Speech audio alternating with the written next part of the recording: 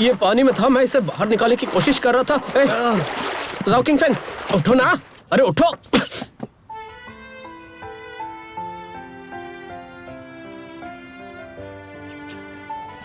मैं तुम्हें पहले ही कह चुकी हूँ कि तुम जेआर में नहीं आ सकते। तुम वापस क्यों आए?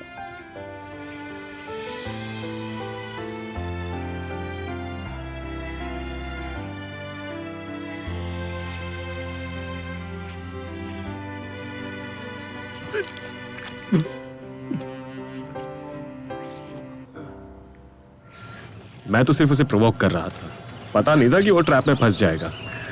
मरूंगा तो भी उसे साथ ले डूबूंगा। अब क्या? पूरे स्टाफ को पता चल गया है। मिस माँ से थप्पड़ भी खा चुका है और मिस माँ के लिए होटल की रेपुटेशन सबसे ज्यादा इंपॉर्टेंट है और अब तो पूरे होटल में उसकी बदनामी हो रही है। मुझे लगा कि वो एक चालाक लड़का है, अब लगता है कि वो गुस्सैल स्वभाव का है। तुम बस भाग्यशाली थे, तुम गुंडों से इस तरह निपट सकते हो, लेकिन ये शिया युशिंग के खिलाफ काम नहीं करता। तुम उससे निपट नहीं पा रहे हो। अच्छा, तो अब हमारा नेक्स्ट प्लान क्या है? क्या तुम्हें यकीन है कि उन दोनों के बीच वाकई झगड़ा हुआ था? झूठ मूठ में लड़ाई क्यों करेंगे वो दोनों? पहले तुम शिया युशिंग के बैकग्राउंड के बारे में पता करो, देखो उसकी कमजोरियां क्या है। ओके।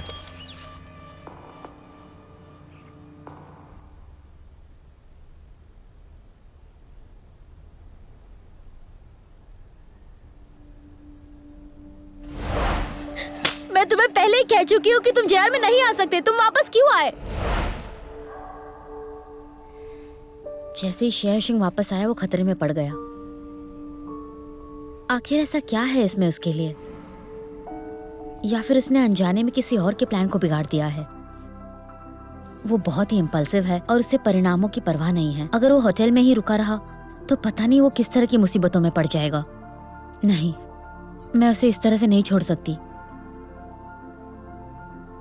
लेकिन अगर मैं होटल के संकट से छुटकारा नहीं पा सकी तो मैं उसे कैसे बचाऊंगी? सोंग तियानमिंग के खिलाफ लड़ने वाला एकमात्र व्यक्ति है हान देचांग।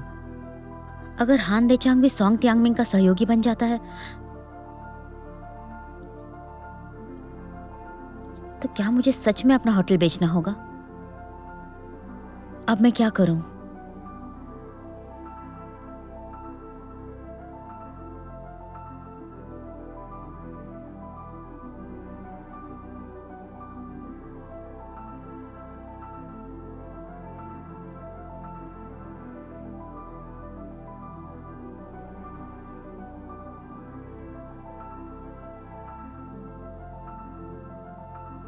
मैंने तुम्हारे डैड के प्रपोजल के बारे में सोचा।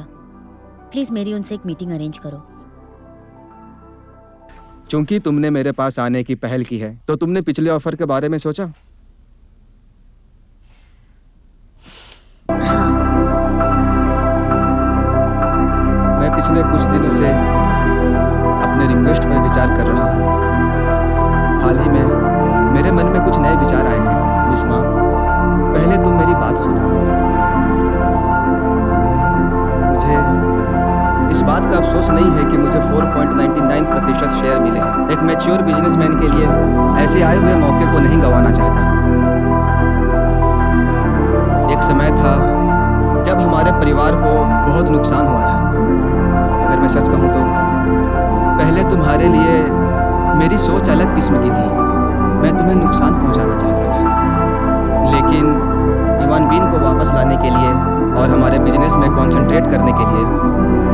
लेकिन तुम्हें देखने के बाद मुझे ऐसा लगा कि तुमने किस तरह से युवान बीन की मदद की है घर जाने में। तुमने उसके साथ समय बिताया और उसका साथ दिया ऐसे समय में। तो मैंने सोचा है कि मुझे गलत मत समझना बिस्मा, मैं अपना विचार नहीं बदलूंगा, बस अपना तरीका बदल दूंगा। मैंने सोचा है कि अपने शेयर्स युवान बीन को डायरेक्टली दे दूं। मुझे विश्वास है कि तुम लोग आपस में इस मामले को सुलझा लोगे और कोई भी परेशानी खड़ी नहीं करोगे।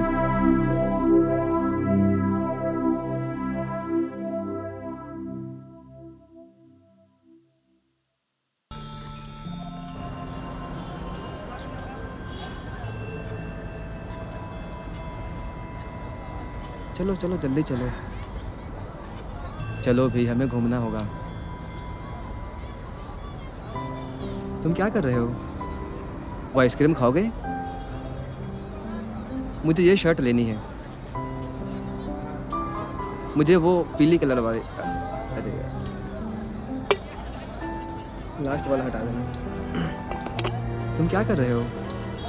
वो आइसक्रीम खाओगे? मुझे ये शर्ट लेनी है। मुझे वो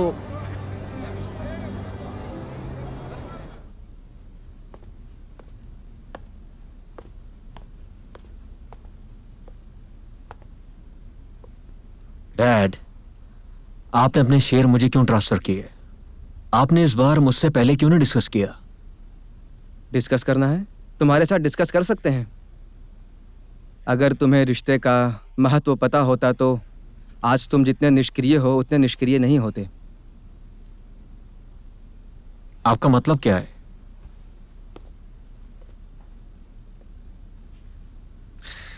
मैं देख सकता हूँ कि तुम घोड़े से इतना प्यार करते हो कि उसे छोड़ नहीं सकते, लेकिन मैं बस इतना कहना चाहूँगा कि जिस लड़की से तुम प्यार करते हो उसके सामने कमज़ोर नहीं हो सकते। आई बात समझ?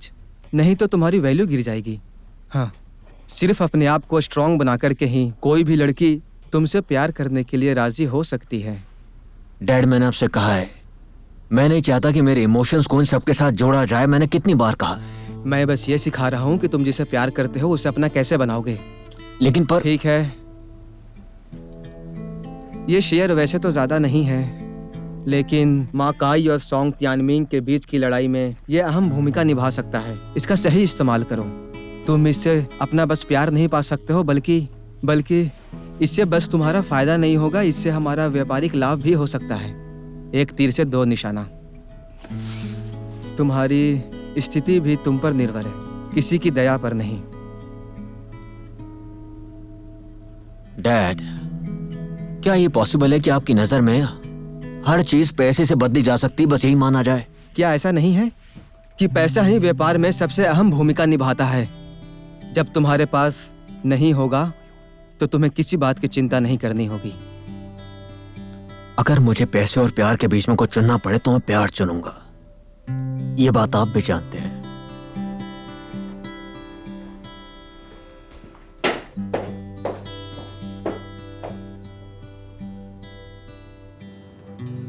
अब जो सिचुएशन है उसमें वापस लौटने का कोई रास्ता नहीं है।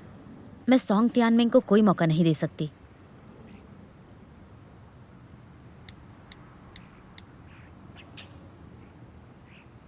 हेलो यॉनबिन, क्या तुम अभी फ्री हो? कहाँ है?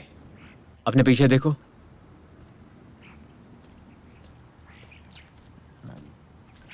तुम कुछ बोल क्यों नहीं रहे हो? क्या तुम्हें भी मुझसे कुछ बात करनी है? हाँ, लेकिन मुझे नहीं पता कि मैं कहाँ से शुरू करूं। चलते चलते बात करते हैं। ठीक है।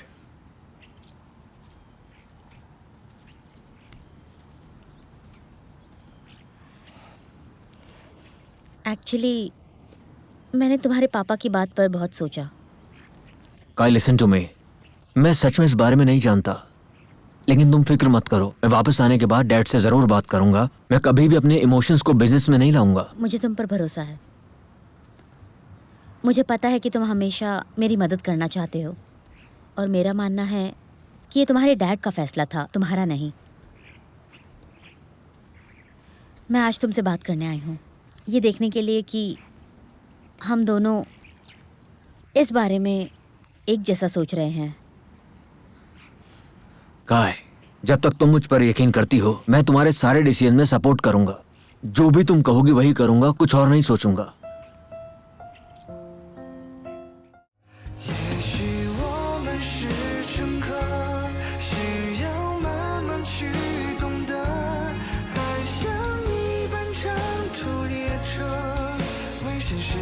互相拉扯。